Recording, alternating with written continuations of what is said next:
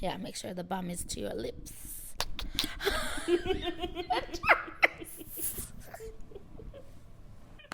I think I'm upping the ante. You said no. You don't know how to up an ante. You upped it again. I just go with the flow. I like that. And the flow is upwards. The flow is upwards. The flow is upwards. Hello. Hi.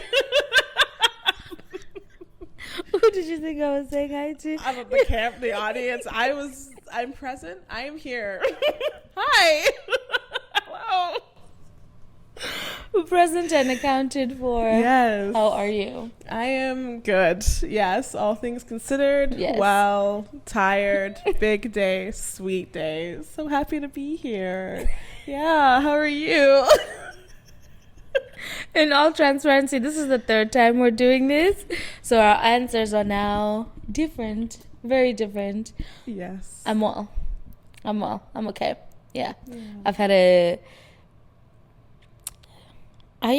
surprisingly busy week, but also not that busy week, like weekend rather.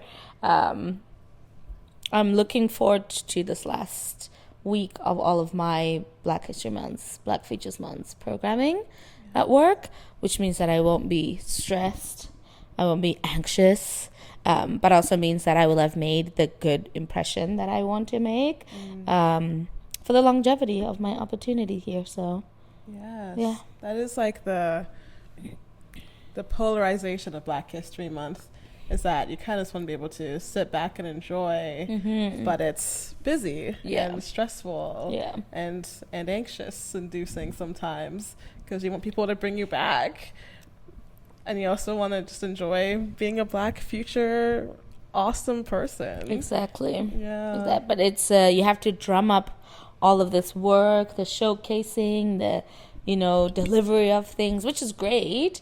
But it's just also it's just all crammed into 28 days. This year we have 29, but it's too much. It's too much. It should be like Black History Year, like Black Futures Decade. You know, they did that with the African descent thing. Yes, they did. I think Canada just did another decade or another something that they added onto the decade of African descent, whatever it is that they're celebrating, which also doesn't make sense to me, because how do you celebrate African descent thing and you're limiting student immigrants from coming in? You're tripling how much they're supposed to pay for university. Go off. I mean, honestly, it doesn't make sense to me. You're not even taking in refugees like that. No, it's just lip service.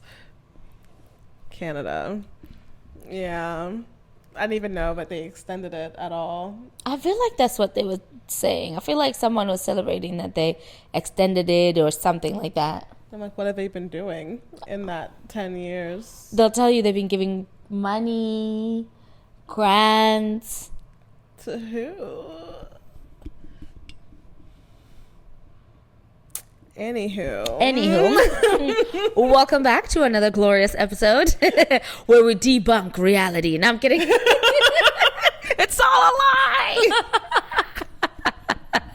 It was all a dream. I used to I wish I knew the lyrics, because that would have been cooler, so I can school her so that I don't miss her and it's cooler. I also don't know the lyrics clearly, so happy Black History Month.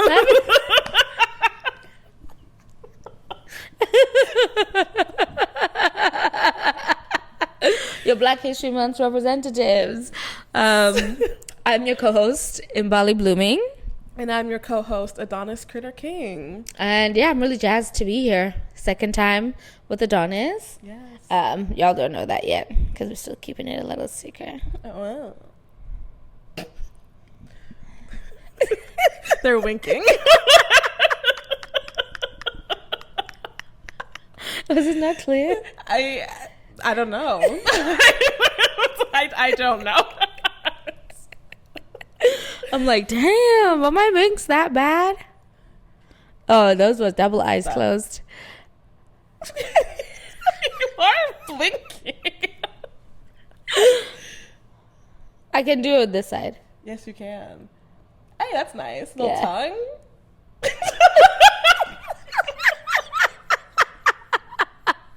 Okay, well, in other news. Is this still working? Yes. Okay, fantastic. Look at the sharp spikes on the thing. The path of our laughter. Nuts. So how are we starting the episode this time? Last time we did a cute little guess the song situation. Okay, so this time we're talking about artivism. Yes. And so I have a list of people. Okay. And I want you to tell me if you think they are artivists or not. Okay. It's up to you if you want to tell me why or why not. Okay. Do you have a working definition for what an artivist is? That's a great question. Okay. I'm making it up on the spot. So I would say an artivist is like an artist / activist who uses their art for activist purposes. So maybe, yeah. Is that clear? Yes. Okay. Yes. Great. So first on our list is Banksy. Artivists, definitely. Yes. Definitely. Would you like to expand on that?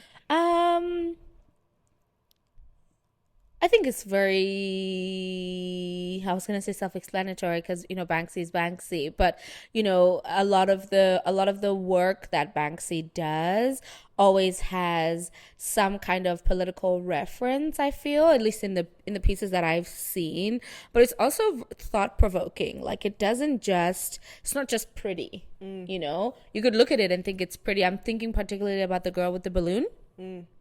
You can look at it and think it's pretty, but like there's always a larger story to the pieces that he does. And I guess that's why I was asking for a working definition of artivism, because like what is art that is activism, because activism has the word active in it. So like, what is that active? What is it activating? And for me, Banksy stuff always activates that like secondary thought of like, well, this looks nice, but like, what is he actually saying, about this? And I haven't gone to a museum to go look at Banksy stuff. But I wonder, because a lot of the places where I've seen it, even online, there's no placards next to it with like a description of what it's about. So you always have to find the meaning yourself or watch interviews or whatever the case is. But yeah, I would definitely say artivism. Awesome. Yeah, or artivist. Okay. Yeah. Beyonce. Dennis, why are you doing this to me in front of the people? Why are you doing this to me in front of the people?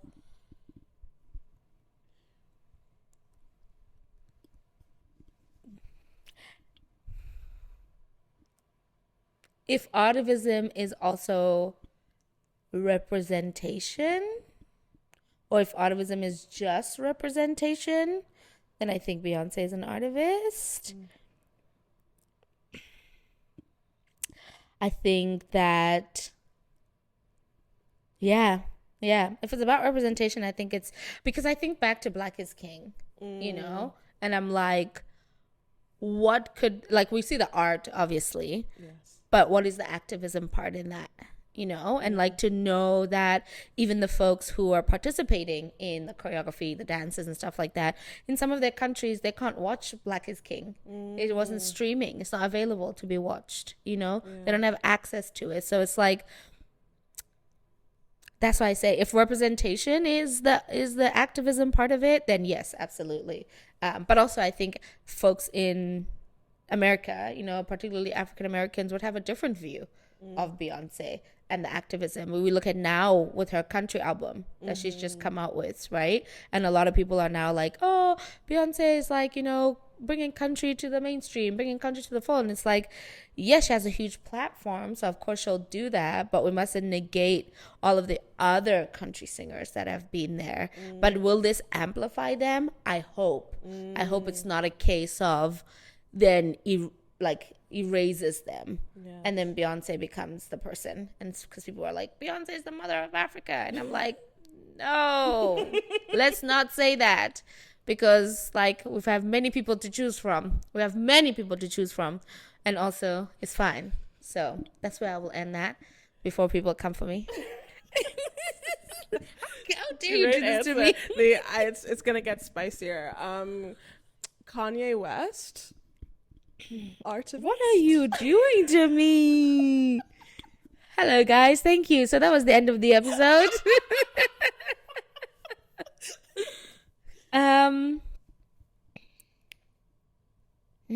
Artivism.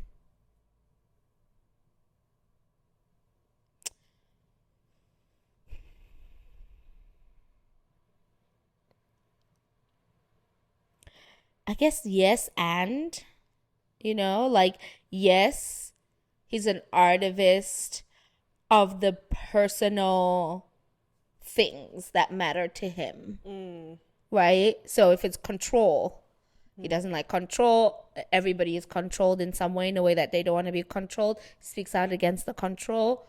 Activist, right, of some sort. Yes. But it's always personally tied to how he feels, what he wants. And I think although activism is very personal, it's also very collective. And so would I call him an artivist? Not necessarily, but somebody who has a like robust opinion of things.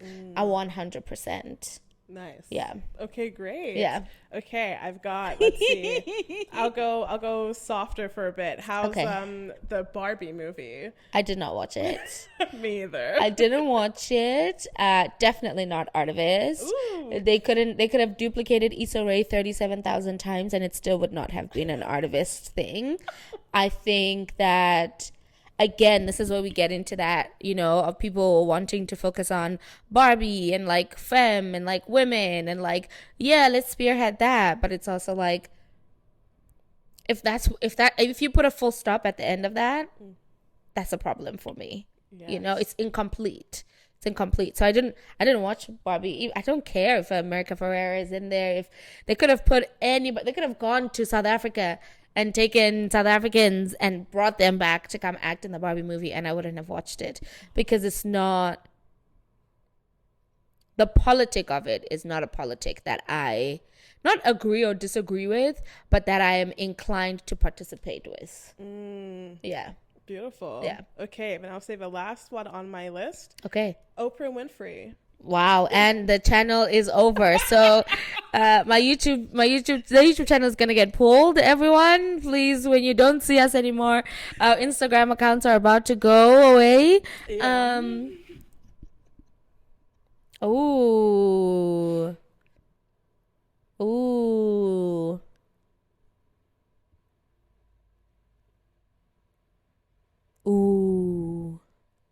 Because we know the most recent Taraji P. Do you know the drama of The Color Purple? I did. Did Oprah produce that?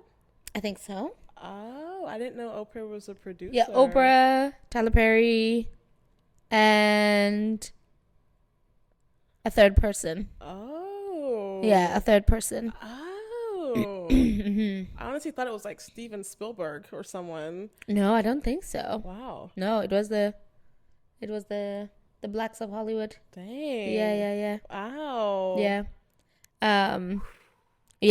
Yeah.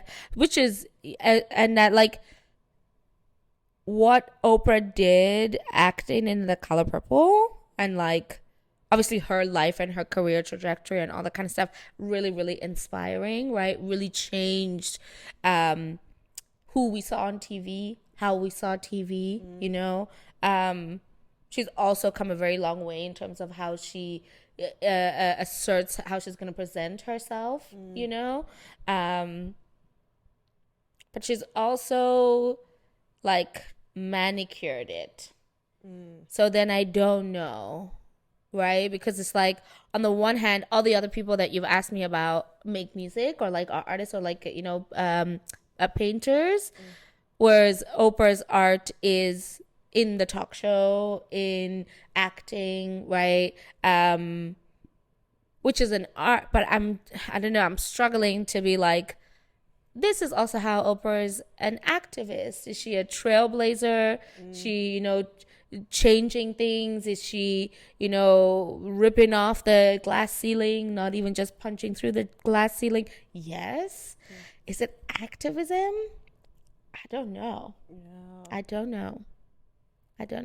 Awesome. Yeah. Thank you for playing. Thank you for letting me play. What do you think? What do I? Yeah. I have to answer. I mean, I'll only particularly on two. I want your perspective on Beyonce and then your perspective on Oprah. God, okay. I'm probably going to get canceled. Beyonce. Okay, I think I'll start by saying, like, can a billionaire be an activist? They're both billionaires. So I don't know. When I Googled Oprah, they say she's a philanthropist. Okay. And so, like, she's also, like, donating and, like, charity work, has, like, organizations and things.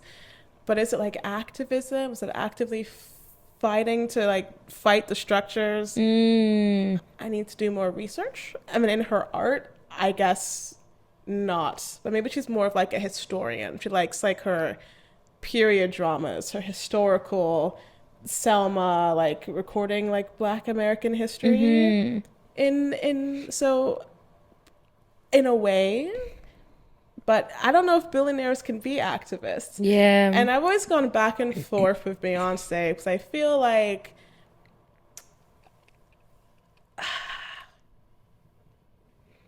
the timing of everything suited well. You know, she moved at the time. I can't say she was like a trailblazer in like Black aesthetics, but she has the platform. Yeah. You know? But I think I do love the, oh my gosh, the Lemonade album. That really, like, made me be like, okay, Beyonce, okay. And I loved Renaissance Part 1, and I'm sure Renaissance Part 2 is going to be great. But it's also, you know, like, the Renaissance one is, like, gay culture. And she's a gay icon, but she's not queer. So, like, I just, like, you know, I'm like, I don't know. But she's an artist. And I think that as a Black woman, you have lots to, like, pull from. Yeah. And, like, in the way that our lives are inherently politicized, her work, I guess, can, when she chooses to, tap into the politicization of the work. But is it activism?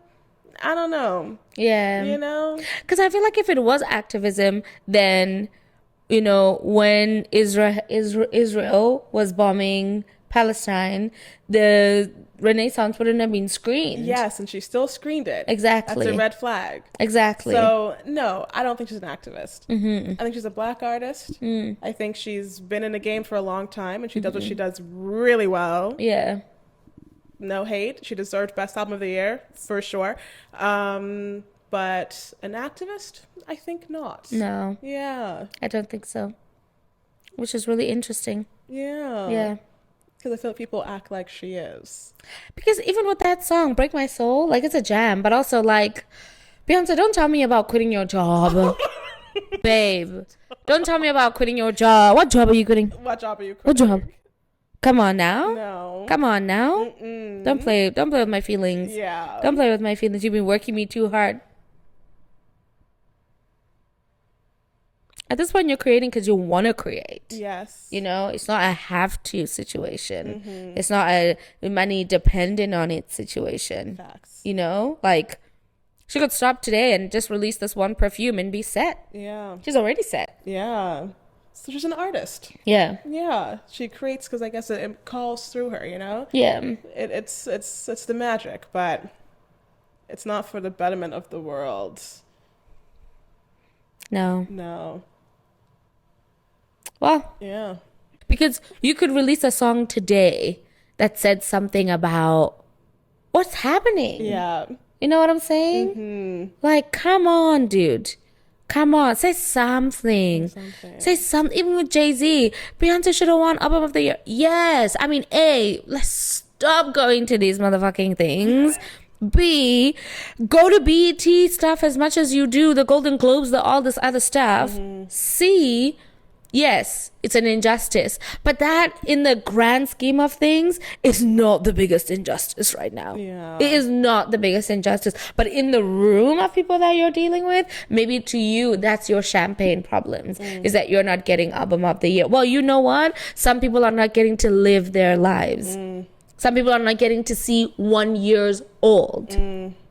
Some Some people are in the mines, dying in the mines, trying to mine cobalt for you and your phones and their blood diamonds that you were. This is also my other thing. Black is King came out, was all this thing. And, obviously if you went through the continent, you would have heard about, known about, even if you didn't know about what's happening in the Congo before Black is King, because this shit's been happening for time. Even if you didn't know about it at that point, going to the continent should have informed you of some of the actual localized things that are happening in the different countries in the continent. So then for you to come out with your partner and be, what's that famous jewelry thing? Oh, Tiffany. To be an ambassador, I said sickening. That's when I wash my hands. I said sickening. Like, yes, get your money. Yeah, black women this, black women this, black women this. You deserve this. But like, yes, you deserve that 100% and get that. But like, don't chop some of your humanity off. Yes. Don't chop some of your humanity off because you want to kick back and relax. Kick back and relax. But like, don't be absent. Don't be absent when it really matters. And that's for me the thing I feel about Beyonce, is that she's very absent, and who's to say? She's never been a political person. So our expectation of that she would speak up, our expectation of any celebrity, honestly, speaking up is irrational, because that's not what celebrity does. That's not the ideology of celebrity. And I'm really hoping that we get rid by the end of 2025. I'm giving them till 2025. I said I give them 2024, but I'll give them till 2025 to get rid of this idea of celebrity, so that we also get to have our own power back as consumers, as humans, as other people, as other creatives and creators and artists. So we get to have something leveraged back to us. So it's not this huge scale, and I'm trying to reach being a billionaire before I'm trying to reach actually releasing the music that I want to release. Like, you're not helping the rat race. You're really just participating in it. So that's my 3 cents. Wow. Love every word out of your mouth. And Thank I you. Deeply agree. And I feel like, in a way, as much as influencers are terrible, I do feel like it is helping the death of celebrity culture. Yeah. And be able to take our own communities back and be able to reach our own and create your own platform and move your way forward. And yeah, like, celebrities, what I want to say, I also am interested in the death of celebrity culture. And then I wonder what it means to be an artist amidst the death of celebrity culture, when right now the capitalist system is rooted in your money and your followings and having millions of people love and support you so you can make a dime. What is it, Spotify? 5 cents per listen or something? Even that? Even that? Maybe Even less. that? Yeah. So yeah, it's an interesting time, but celebrities, I agree, they have this platform. They've never been there to be activists, but then when we have our activists, we don't listen to them. And so what is the bridge in between those spaces to have because I feel like in all my activism work I've experienced, I feel like most people, not at all by a long shot, but quite a few people who do activist work also do it for the celebrity culture. And so then there's the other side of none of you guys actually care, or if you don't care, you're not enacting your principles and values in your everyday life where it really matters.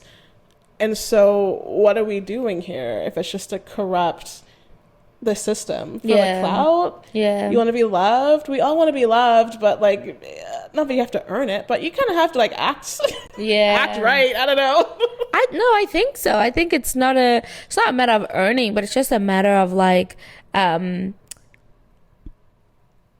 for example, I think the best way I can put it is respect. Yes. When I was young growing up, our parents were you greet people that are older than you regardless of whether they greet you back. You give that respect long before you would receive anything back, which at that point is fine. But once I start to grow up and I realize that this person is outright disrespecting me, then why do I have to give up respect? Then at that point you have to earn it. And I think that's when I started learning that no, this is a two-way street. I'm obviously not going to be young out in the street just cussing people out and disrespecting my elders, because that's not who I am. But I will never overextend a level of respect or whatever the case might be prior to seeing if it's fitting. Yes. If it's fitting. Yes. You know, and we're now in this world of compassion for this, compassion for that, and it's like, yeah, compassion, but I think we're making compassion an excuse to not actually have a sense of how we're engaging with this thing and how it's affecting us, but to also have a sense of like what needs to be done. What is the next step? Oh, have compassion. This person have compassion. No, I'm tired of having compassion. I'm tired of having compassion. Wow. I'm tired. Yes. You know, I'm obsessed with that, and I feel like compassion is important in our responses, but also I feel like people are confusing consequence and punishment. And I feel like consequence isn't inherently bad. Consequence is the outcome of an action. Yeah. And so if there's an action that is negative, there will be a consequence. That's not a punishment. It's what's gonna happen. And I feel like people are like, oh, let's have compassion instead of consequence. But I feel like things have to change when things are shown. And obviously there's like, you know, like I really do believe that like we can't have like carceral culture either, and people deserve like space to grow and heal. But if they don't want to grow and change and grow, then like that's not what we're talking about. Yeah. Because there are people who don't want to change their behavior and just double down. And so then what do? Just let them keep doubling down? Yeah. No. I'm tired. Yeah. Like, you know? Yeah. So yeah, and it's so interesting because we're, you know, living in I think everybody experiences this, but from our generation, living in a, you know, generation where having to preface things is so, always having to have a preface, like, I don't mean to say this in this, I don't mean to say this in this, this only applies if you're like, it's like, why do we always have to preface what we're saying now? You know, it's always like, with regards to taking care of all, like, don't take this too seriously, or like, don't do this. It's like, no, I want to say it and then receive the feedback loop of whatever consequence it will be. But I think we're always doing this double thinking where we're like, I want to say this to you, but I also don't want you to think, like, I don't want you to take it the wrong way. So I'm going to explain to you the way to take it and then tell you the thing. But that's just double the amount of, first of all, talking, but also it's just like, it's this like safeguarding all the time, which for me, frankly, is very annoying. And even when I was a life coach, a lot of my clients would like preface whatever they were going to say and then say it. And I'm like, you can do that outside. When you come in here, don't do that. Don't do that. Just speak. Wow. Just speak. Just be you. And trust that if I am going to hear it in whatever kind of way, that we can have that conversation, and or I'll bring that up, and or you are okay with the consequence of that. You know, if you tell me something and I think, well, you're a bit of an asshole, what you said sounded like an assholey thing to say, but it doesn't have to combust your whole world. It doesn't have to end even this conversation that we're having, right? But I think we want to be so safe all the time in what we say, and it's not the same as people saying there's no freedom of expression anymore, because the people who say there's no freedom of expression want to express some really shitty shit, and you already know that it's shitty shit because you feel like you can't express it. But if it wasn't shitty shit, you would be expressing it. So don't express your shitty shit because you know it's shitty shit. Don't express your shitty shit. Like, it's no longer 1999, it's 2024. Come on. Wow, that is so interesting. I'm definitely a safeguarder when I talk, for multitudes of reasons. And I feel like I'm working on being able to speak my mind more. And I'm definitely better in writing with some reflection. And I take like eloquence and grace seriously because I guess I want to be able to honor people's full selves and speak kindly, even though I can be super cunty. I like to be kind. I want to be a kind, sweet person. So that's interesting. So what about the like safeguarding bothers you?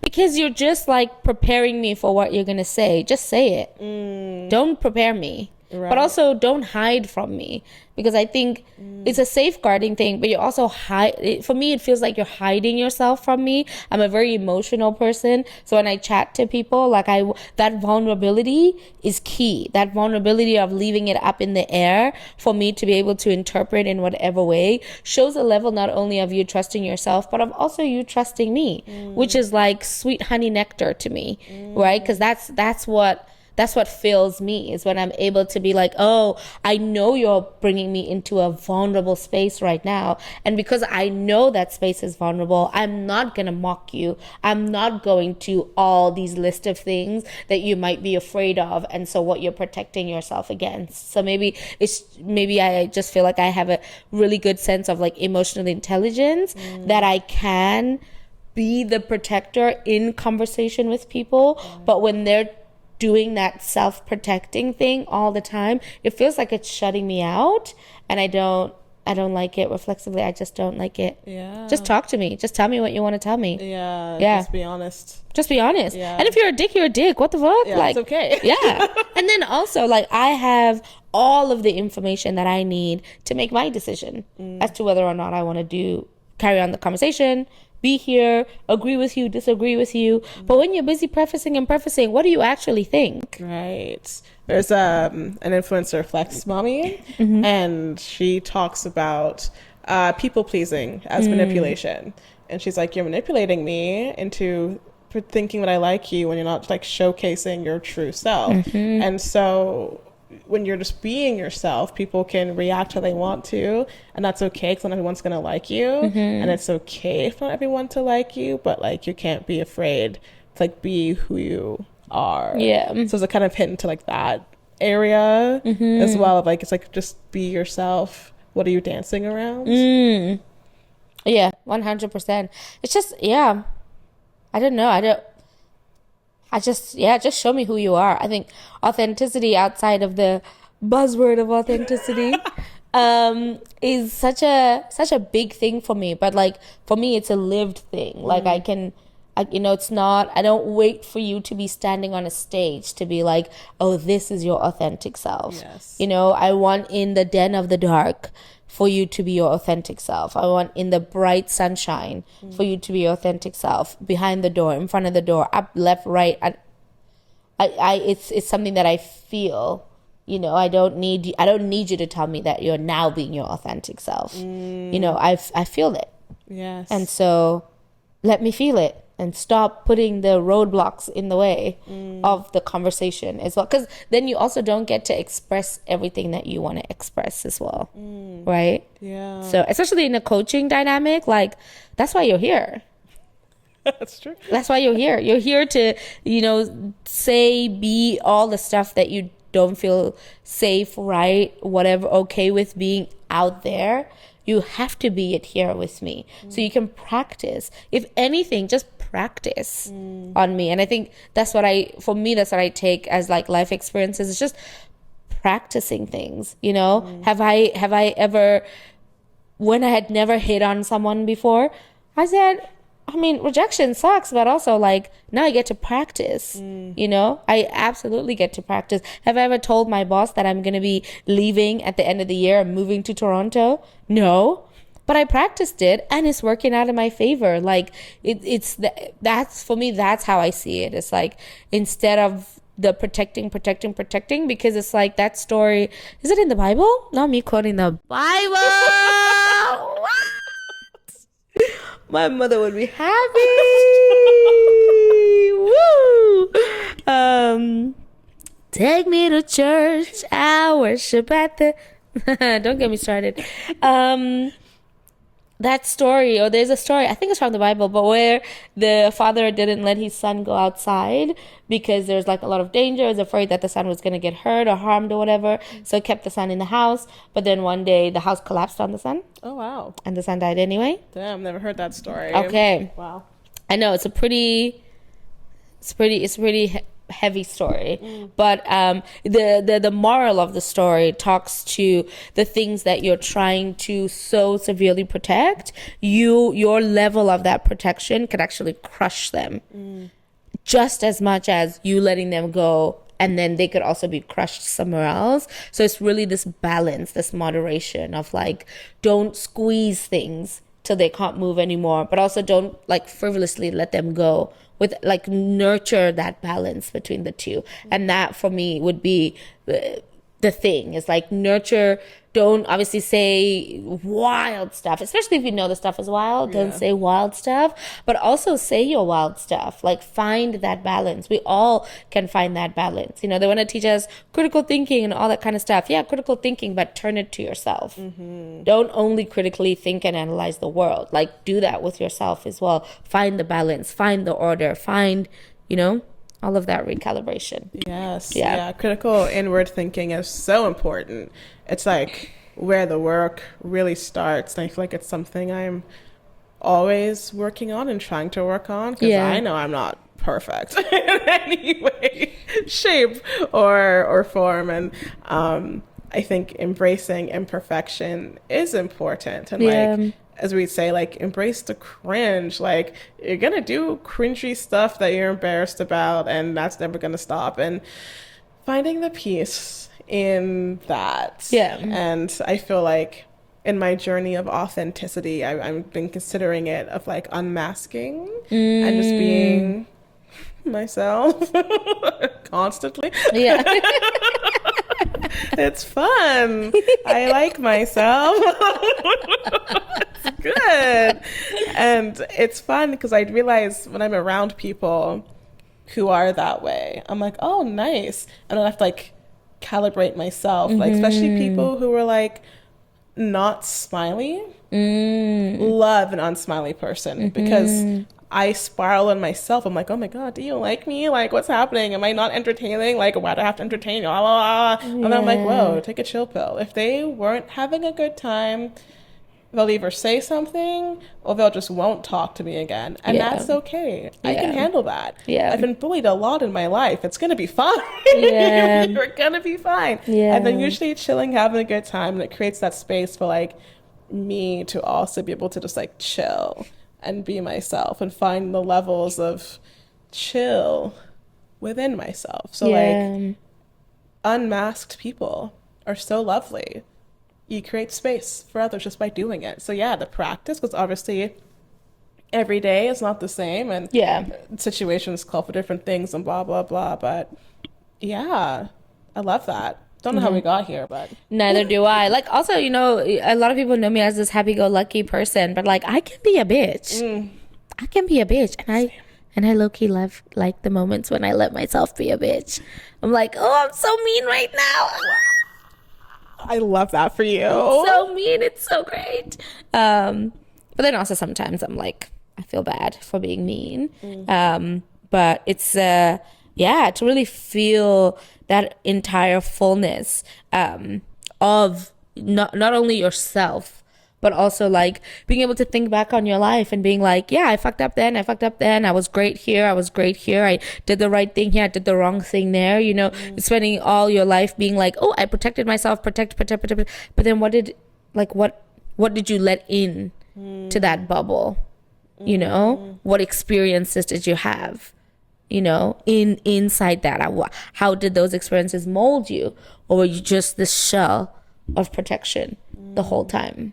So to bring it back to the topic, in this idea of fully expressing yourself and feeling the breadth of what you do and who you are in your art. In our previous episode, we were talking about our art mediums and the things that we do. Do you feel as though you would label yourself as an artivist? Are you in a trajectory to get there? Is it something you would like to do? What do you... How do you regard yourself? That is such a good question. I'm like, is it one of those like labels that other people have to give you? Like maybe. And I don't know. Am I an artivist? I think I approach my work in a way that I want it to be able to say something. And also that it kind of speaks to like me. And I think I sit at many intersections as a Black, queer, trans, non-binary, disabled person, diasporic, you know, like and so in a way, like it naturally touches on political themes. And so in my art, I think, I suppose, you know, and I'm really interested in like world building and futurisms and moving forward. And I also wonder about the limitations of art and how much activism is possible in something that also requires reciprocity, I suppose.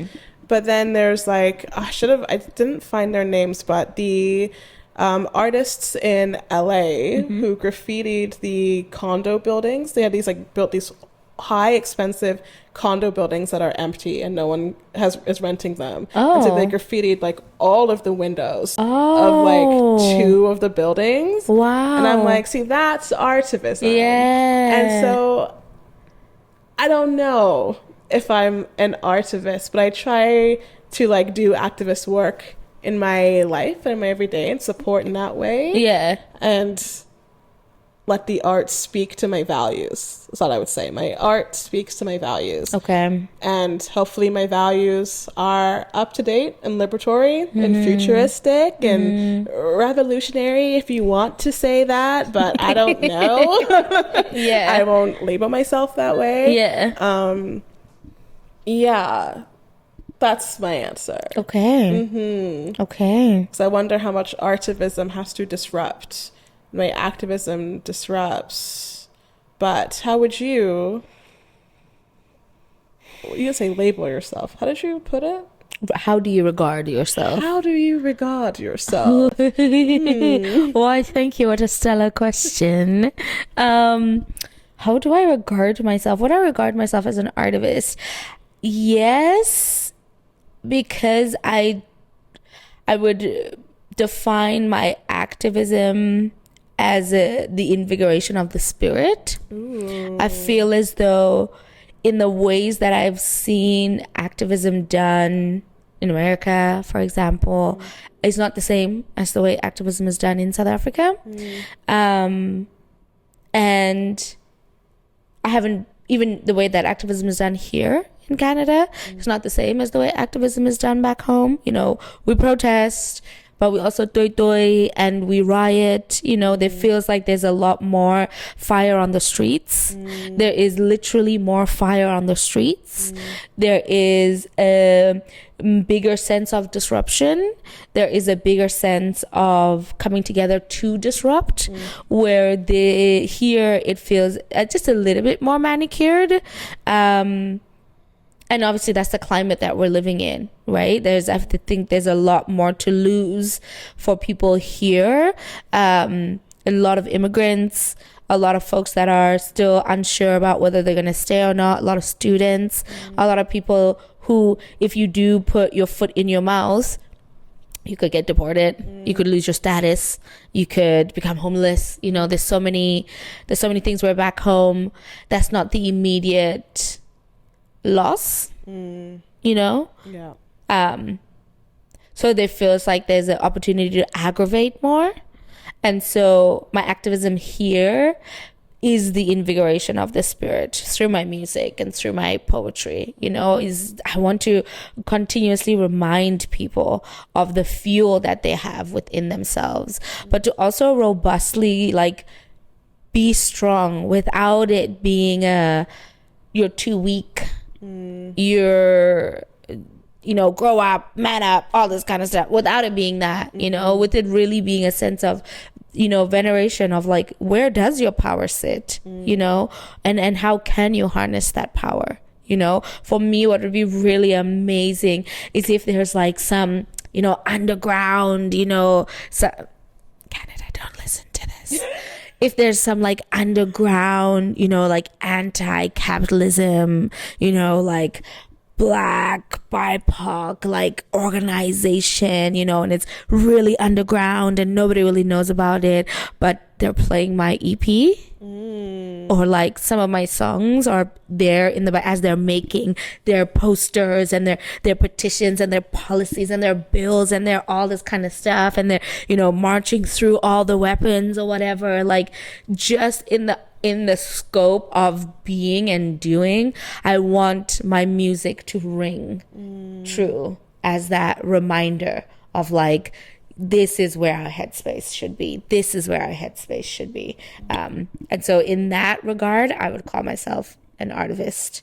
If the activist can hold that kind of framework of activism, along with all of the others, because I do try to be as active as possible. But I think that's where I put a lot more of my tangible, like, powerhouse energy is into invigorating the spirit. And so that's why I'll go to performances and storytell and, you know, sing traditional songs, sing anti-war cries from back home, you know, and you can see it in the crowd, you know, people are just like, it really calls to the soul, it really calls to the spirit, and really moves, because I feel like sometimes we're moved by these things that we see, but we also become desensitized to it. But when we can get moved by something else that's so new to us, I'm hoping that's like a catalyst of some sort to move that person to like find a new invigoration, to like do what they got to do. Wow. Oh my gosh. Yeah. Invigorate the spirit and call them to action. Wow. And is that artivism then? Exactly. Yeah. To act. Wow. That's so beautiful. Just processing. No, Amazing words. Keep processing. Yeah. I was saying the other day, if my mind was as loud as a computer when it was going, nobody would be able to do anything around me, because that's so frustrating that computers still to this day are whizzing and wazzing. Stop. Stop. What are you doing? Be silent. Why? I'm doing that. You're built for this. Yes. You're built for this. Built to break. You're built for this. Stop wheezing. Leave it alone for a second. You're a computer. Stop. Yeah. Stop whistling at me. Yeah. Quit it. They're built to break, though. I don't know. Not built to last. True. Yeah. But yeah, is it artivism? Because I'm seeing a lot of people, a lot of not like big name artists, but a lot of people are making that kind of music. You know, it's like the music for a revolution. Yes. You know, and I think, again, you know, when we think about what's that, One Love is out now in cinemas, and it's that Bob Marley movie, and you know, we think about Bob Marley's music and what he did with his career, but also how the collective world kind of held and regarded him, and so he was able to be that kind of moderator of sorts with his music. So like, is that artivism? You know, is that enough to be artivism? You know, if you're invigorating the spirit so much that like two opposing parties would put down their weapons and say, we will not fight while you're here for concert, and then when you leave, obviously arms up again. But like, is that artivism? You know, is that what we would want from our artists?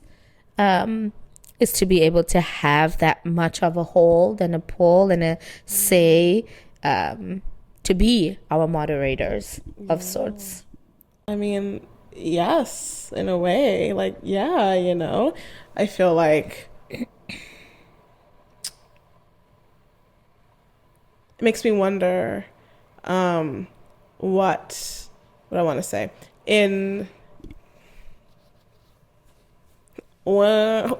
It's the whizzing sound of the computer. I'll work on that. Beep, boop, boop. Yes. My answer is yes, I think so. And that I think artists have the ability to hold so much power, which is where like we almost circle back to celebrities, and like they do hold so much power. Yeah. That frustration, I suppose, lies in being like, well, people like Bob Marley have used their power for good and to speak out about things. So when people have like billions of dollars and we're not using that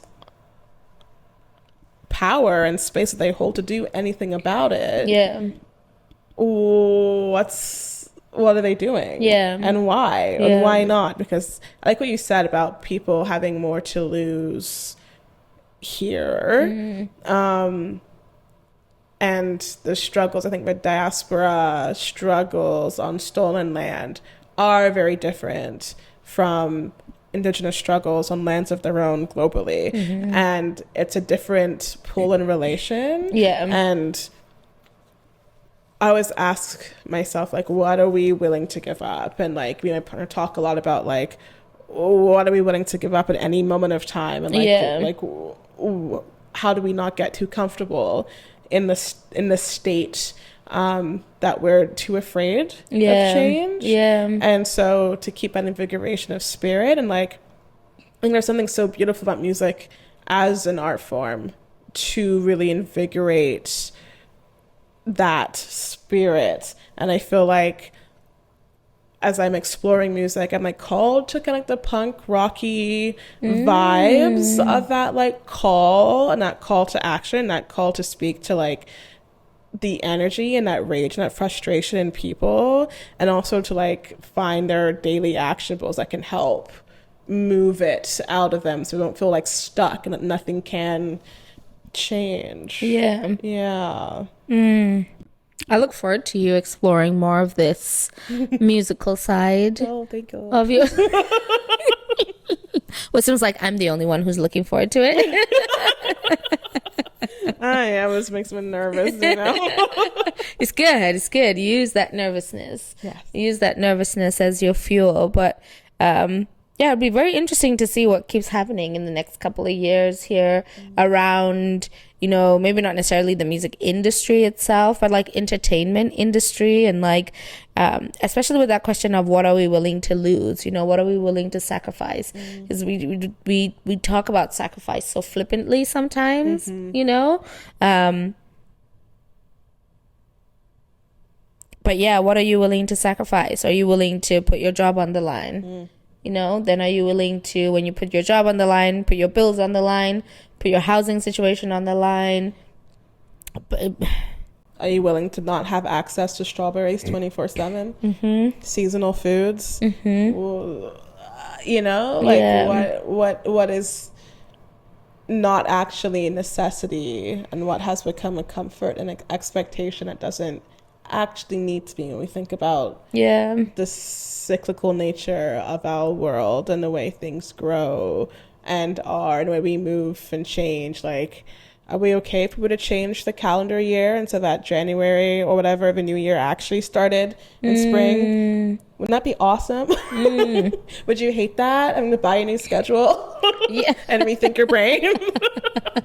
That was petty. I'm sorry. I just like, you know, like not coming for the gorgs. I love a good Google calendar, let me tell you, but I'm happy to change it, even though it would be like hard. And so, you know, what would be tough? Because like you said, like your job, your money, your bills, like capitalism's designed so that we can't unless we all do. And is that possible? Like, is it possible for all of us to not pay our taxes this year? Don't pay your taxes. Don't do it. Don't even log them with the CRA. Like, just don't even do nothing. Just don't. Don't even do nothing. Don't even do nothing. But man, another day, one day at a time. One day at a time. One day at a time that you live, but 1 month at a time that you dream. 6 months at a time that we dream. Yes. At least that's my goal. That's my current goal of like how to keep myself with myself. And I feel like in the last couple of years, there used to be so many different tools that I would use, you know, so many protocols, or like, you know, the breath work, the tarot cards, the oracle deck, the watching this person's YouTube, the getting this horoscope, the reading this, and there'll be like sometimes so many things that I'm doing. I wake up in the morning and I've done like 8 different things, which was lovely and grounding at that point. And then there's the flip side where I don't feel like I'm doing anything, but I still feel grounded, and I still feel like that's very tangible to me. But it's hard, like, do we need all the resources that we think we need? Yes. Yeah. Yeah. Interesting, bringing spirituality into that as well. And how do we practice spirituality and magic with what we have?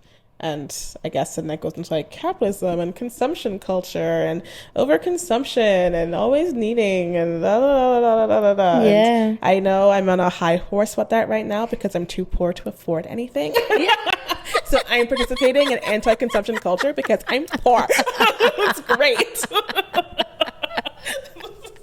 Can't fill the holes of stuff because I can't afford the stuff. So yes. How do you find your joys and self outside of what they're telling you would make it better? Yeah. So we wait and we see, really. We wait and we see. But I mean, I kind of want to do that game again. Yes, from the last time. Let's do it. But how are we gonna do it, given that we have to hold our microphones? Okay. Do you want to start? You ready? Yeah. No, you start this time. Yeah. Okay. We haven't even started and I forgot. I'm like, why are you quiet? What are we doing? Okay. 1 marshmallow. Check it out. Woo. 2 marshmallow. 2 marshmallow. Check it out. Check it out. Check it out. No, and I think there's the slapping and the thing closed like this. Oh, it's too much. Might be too much. Yeah. Yes. Okay.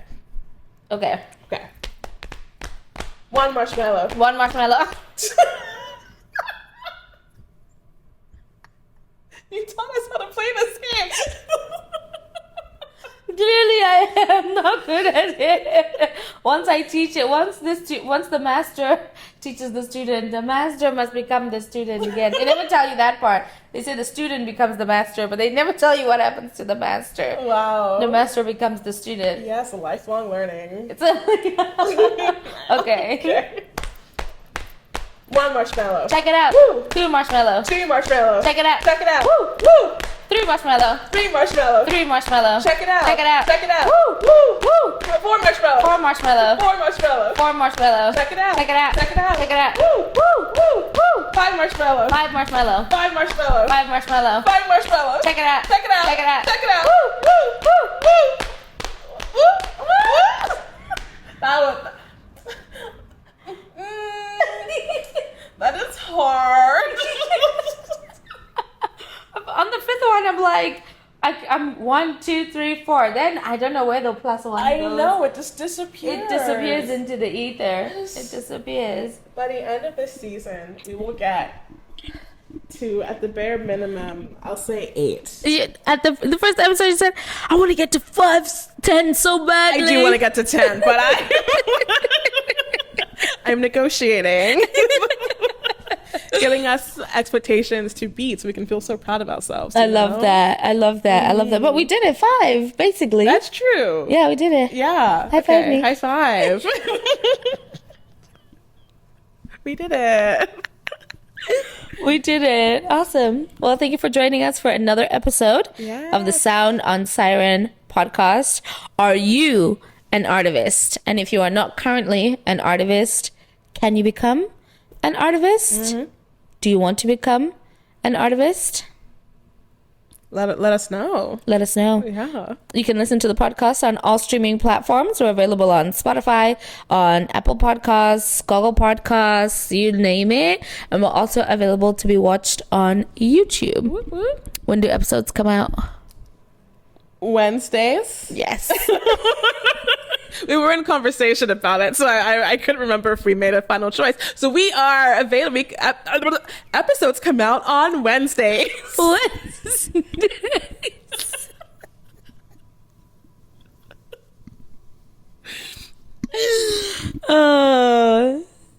See you next time. See you next time. Bye.